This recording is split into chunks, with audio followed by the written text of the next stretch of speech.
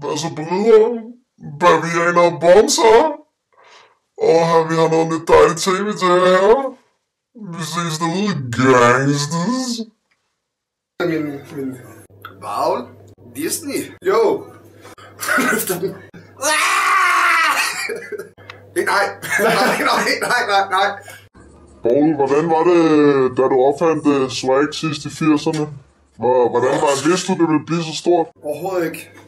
Jeg havde bare siddet og tænkt, det var meget sjovt, meget fedt. Kæft, hvor er det svært at træne. Nej, det må jeg lige prøve. Jeg opfandt solbrillerne tilbage i 1100-tallet i Japan. Alle de vismænd i Japan fik mørke briller, så de kunne sidde og være lidt mystiske. Hvem er du?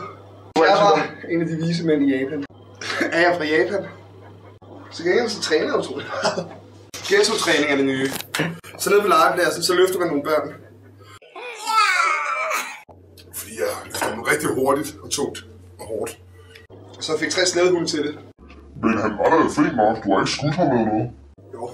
Skrider. Men nu hvor Walt Disney blev så kendt, hvorfor er Walt Disney så ikke lige så kendt? Hvad snakker du om? Har han sponsorater, ham der Walt Disney? Det tror jeg ikke. Den har jeg stjålet fra en egypter. Han boede i en kølermide.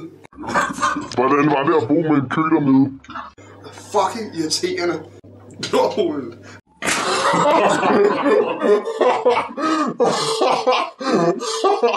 Jeg reagerede.